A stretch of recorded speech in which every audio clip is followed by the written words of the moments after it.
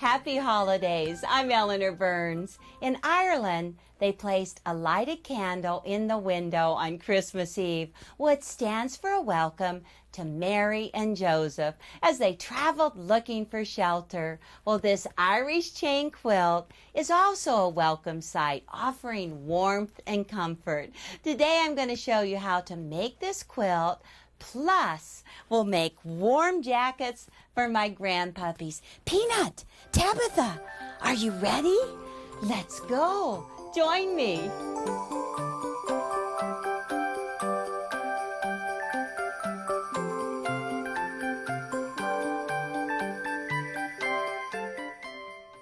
I'm making a new doggy coat for my Grand-Puppy Tabatha.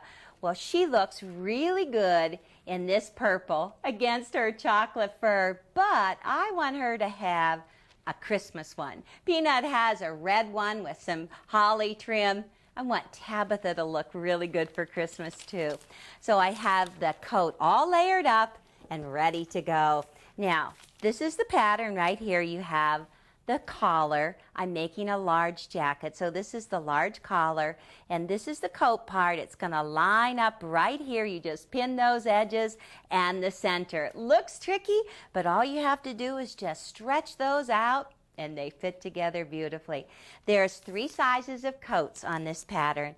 There's a small jacket. You could make it for a small dog, or even if you want to make it for your cat, that would be perfect. You know, this is so easy that the kids could make this for their pets. There's also a medium, and then the labs wear the large jacket. Now you need to have the green and the red, the top and the lining, and also in the large strap you need to have 2 greens, 2 reds. And just cut those out. You'll have them cut in no time at all. Well, this is one that I've been working on already.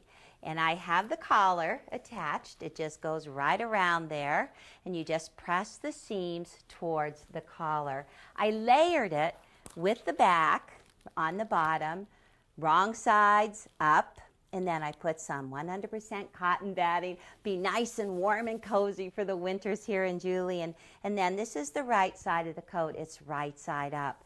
I want to show you how to quilt these layers together. I'm using a 6 by 24 inch ruler and a hair marker.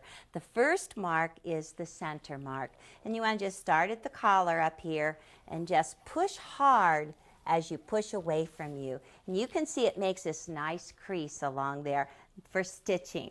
Now, I want to put lines on the 60-degree line. So this is the 60-degree angle on the ruler. You just line up the 60-degree line with that center line, put it right up here at the top, and then you can just push hard away from you, make nice creases. I like the hair marker because it makes that crease and it doesn't leave any residue on the fabric. Now, every 2 inches you want to mark another diagonal line. So mark from that one line out. I'm placing 2.5 inch line right along here and marking my way out. And then you continue out this way and the other way and repeat it on the opposite side. Well, you know me, always in a rush. Got to get it done. I want to pin these layers together so when I pick it up, stays together. This is a pinning tool. These are 1-inch safety pins, and I'm just going to take the pin, actually take and scratch the mat, turn it around and bring it back up. Now my pins have pin covers on them because, you know, if you're making a king-size quilt, you might have to pin 500 of these pins. That is no fun to do without the covers. So you always pin away from your quilting lines. Put my walking foot on, I'm ready to go. I set my stitch length at 3.0. That moves along nicely. I already did my center line, so I'm just going to start right here on that first line I did on the 60-degree angle. Just drop my foot, and you can go ahead and do a lock stitch right in place so that your thread doesn't pull out. And then once you have your lock stitch, put your hands in a triangular shape. Keep everything flat and just quilt away. I can see the kids having a really good time doing this. And I'm just going to go right out to the outside edge. Now you can put gloves on if you want to give yourself some traction. Actually, when the dogs go out and play in the snow, they could use gloves. They're going to love this coat. You know, last winter when they were out playing, their feet got so cold and they could hardly walk the next day. I think they need this coat, and probably some booties will be the next one too. Debbie Buckley designed this coat for the dogs. She used to work at Quiltin a Day, and she loved them. Every morning, whenever they got into the office, they'd run to Debbie's desk, and she'd always have a treat ready for them. In fact, everybody at Quiltin a Day has a treat ready for the dogs, and that's why they need to wear the large jackets. But Debbie just wanted to do something special for them just before she left, and so that's what she did. Well, you just keep on quilting one way out, then turn it around, quilt on the second side until you have all of the layers together. And then the next step is to take this bias tape. It's extra wide bias tape, and all you're going to do is just open it up, and you take and you sew on this line. You right along here, there's a crease in here, but you sew on this line first, and then you fold it around the outside edge, and then finish that off. Now I want to show you on Peanut's jacket, because before you finish that bias tape, you're going to put in the straps, and they go right in the middle. This is what goes under their body, and they have little touch fasteners on the straps, and this is what fastens under the body, and then the same thing up at the neck. Oh, it just works so great.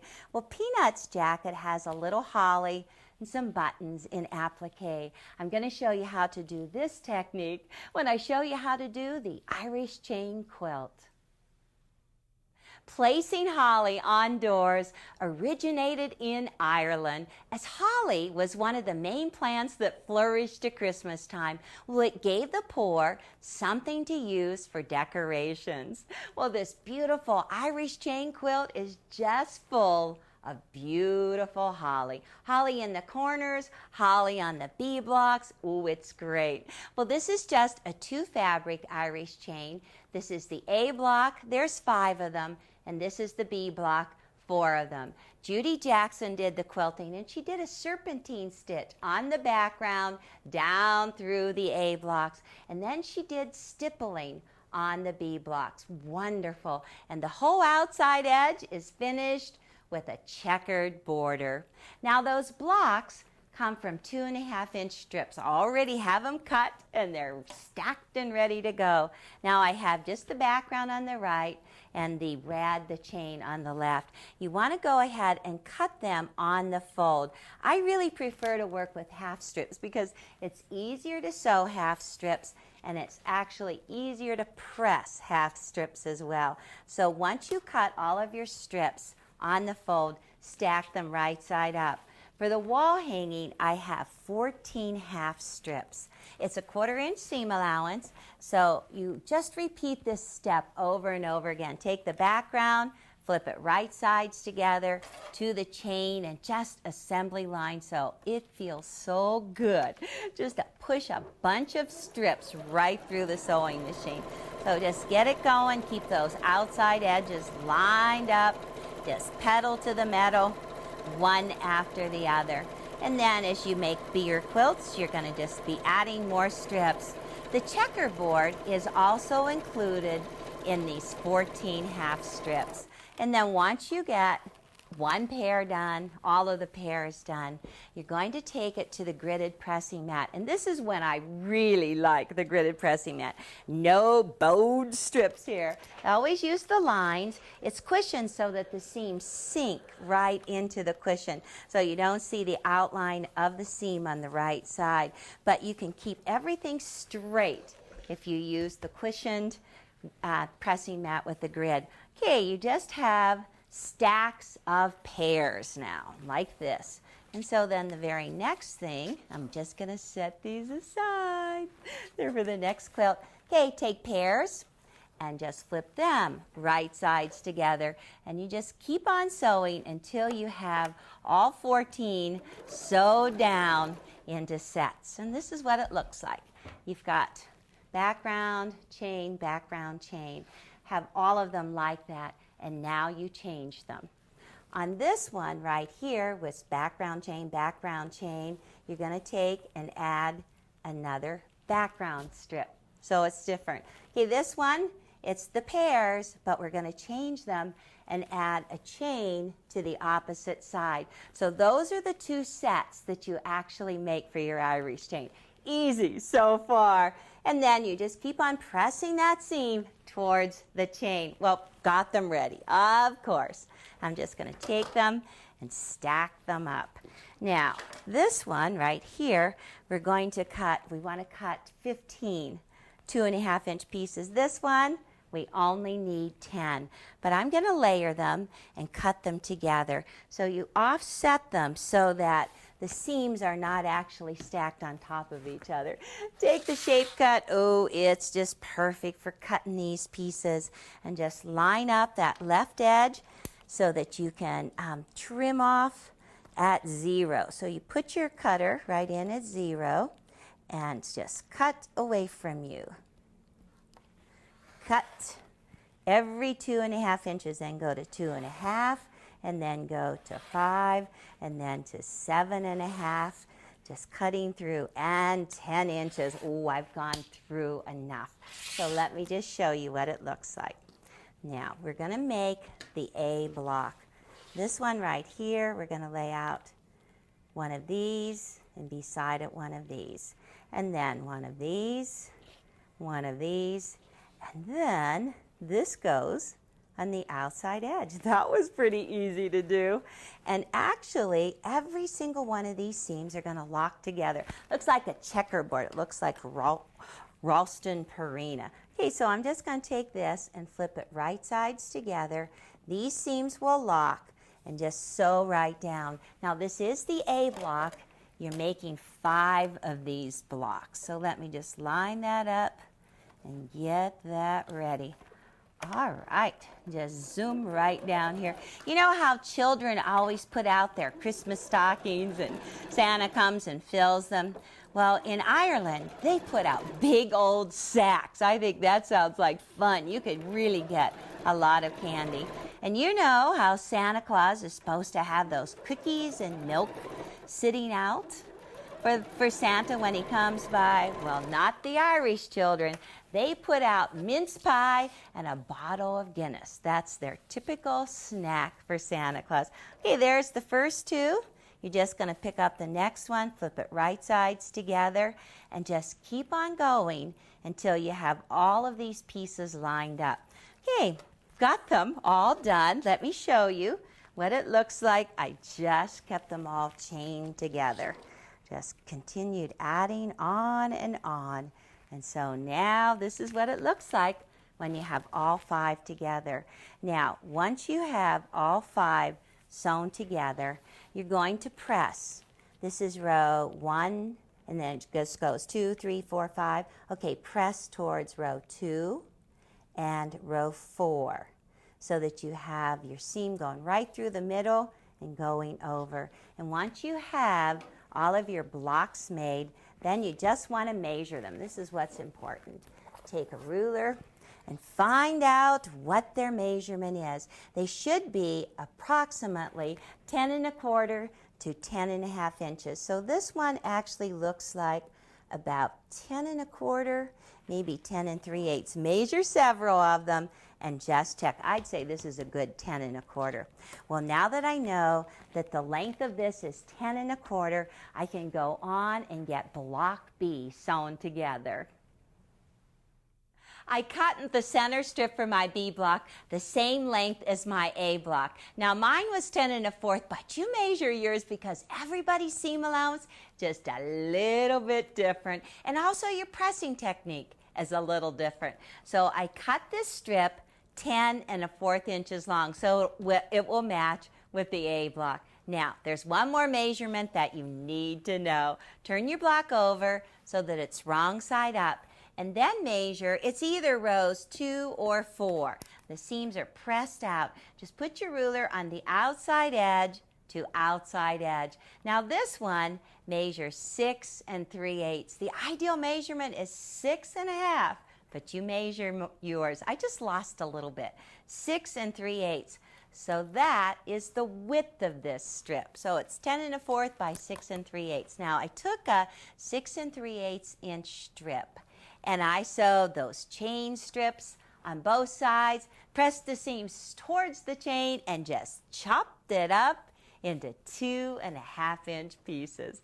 That's how easy it is. Now you're just going to take these strips, these pieces right here, take one for each side. This block goes so much quicker than the first one. Okay, just flip it right sides together and the seams are pressed towards the chain block. Use that same seam allowance. Just hold on to those threads. Okay, hold down the seams here. Lock, match the outside edges.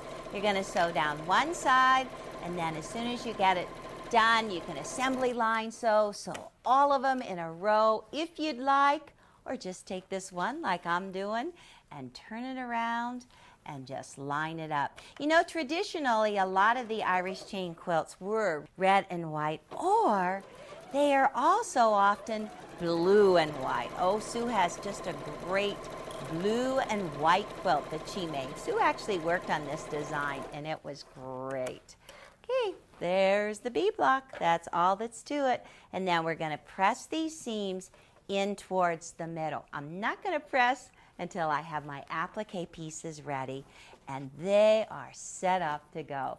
Now that little yo-yo that's on top of the berries is from a 2 1/2 inch circle. Now you can use a circle master, put your red fabric underneath and just trace inside that 2 1/2 inch circle and cut it out. Well, I have a ton of 2 1/2 inch circles all ready to turn into yo-yos. You could just sit all night and make yo-yos. This is thread conditioner. I have a needle with a double strand of thread, a knot at the end. You just run it through your thread conditioner so it doesn't tangle. And these are just little guys. Oh my gosh. Now this is one time that you do not have to do all those cute little stitches. All you're going to do is just take big stitches so the whole way around that outside edge. I'm turning under the outside about 1/4 inch. I filled my needle so I can't get another thing on it. Just pull it up and just continue stitching and just keep on going. I have just about another inch and I'm right to where I started. Oh, we have Marie that loves to sit and make yo-yos. Teresa loves to make yo-yos. We're making chains, garlands out of yo-yo. Okay, I'm hold the whole way out. Right now, the yo-yo is inside out. So just pop it the other way around and arrange those gathers. Use red thread so it matches. I'm just using white so you can see. And then you just pull it up tight and arrange those gathers and flatten them out. And that's the little berry for the holly. Okay, now I want to show you the holly. It's made with fusible interfacing. It's this unique technique that I absolutely love. There are 2 different sizes of holly. For interest, there's a small holly and there's a larger holly. And all you're going to do is take the pattern, make a template of the holly, trace it right on the interfacing, and then place the fusible side of the interfacing against the right side of the fabric. And sew on the line. Now I'm just going to trim 1/8 inch away. Use extra sharp scissors, go across those corners, and this too is definitely TV work. You know, it's interesting, but legend goes that holly was associated as a masculine plant because it said it has all of those sharp points on it and it would defend itself just like a man. Okay, now take your tip of your scissors and just cut your interfacing. Just make a little cut the size of a straw and just stick that straw right in there. Turn it so that the fabric is on the end of the straw. This is a ballpoint bodkin, so you're just going to turn it halfway out. Once you've turned it halfway out, then you put the straw back in, push again. Oh, you get so good at this. You can really work it fast. Now take the ballpoint on the bodkin, run it around on the inside, and poke out as many points as you can. And then once you've poked out as many points as you can, then just take your stiletto and just pick out those nice points. You know, on the other hand, the legend goes that the ivy is a female plant. Interesting, because the ivy just wraps around, clings to you, gentle, just like the female. Okay, so now I have 2 large holly and 1 small holly. I'm going to take these and just fuse them right onto block B. This is the fun part. Now you can really do it. First I want to press the seams. I'm going to set these seams that I just stitched, and you want them to be behind the background, the center piece. So I'm going to put that piece on the top, press into it, turn it this way, press again, so that seams go in towards the center. Now just go ahead and take 3 leaves and center them on your block. Let's see if I do 2 like this and 1 like this. And we'll give it just a little space. The fusible interfacing is on the underneath side, so all you do is just go straight down with your iron, really give it a good shot of steam, and before you're done, turn it over, and on the other side, the wrong side, give it another good shot of steam. And this little berry is going to go right in the center. It's easy if you go around the outside edge at this point. It works so much better. So all I'm going to do now is use the blind hem stitch and stitch around the outside edge. Put this right in the center, and then I can sew the whole quilt together. Well, I have a good Irish saying to tell you to close this show. May peace and plenty be the first to lift the latch on your door, and happiness be guided to your home by the candle of Christmas. Enjoy making your quilt. This is Tabatha. She's Orion's dog. Well, her jacket is finished now, and she looks so good in it. Don't you, Tabatha? Would you like a treat now? Look. Good girl. This is Peanut. She's Grant's dog. Here, Peanut. I want to put your coat on you, and then you'll get a treat, too. Okay, it fastens in the front on Velcro, and then there's another strap that goes right underneath there. You look so good. You're going to be ready to romp in the snow. You girls have lots of fun in the snow, don't you? Their feet get really cold, though. Well, the Irish chain looks very festive with shamrocks quilted in the B block. Now, you could do a straight diagonal line going through the chain, or if you would like, you could do a serpentine. That's just a little bit of a curved stitch. Well, I just love the quilting in the border. It actually looks like ribbon candy. Ooh, I'm thinking about that hard red and white ribbon candy. And then there's a small version of the holly in the narrow border. It's just so nicely quilted. I love it. Now, a pillow sham really dresses up a bed, especially if the quilt is just too short and it doesn't cover the pillow. Well, a pillow sham is easy to make. All you do is just take 2 pieces of fabric for the backing.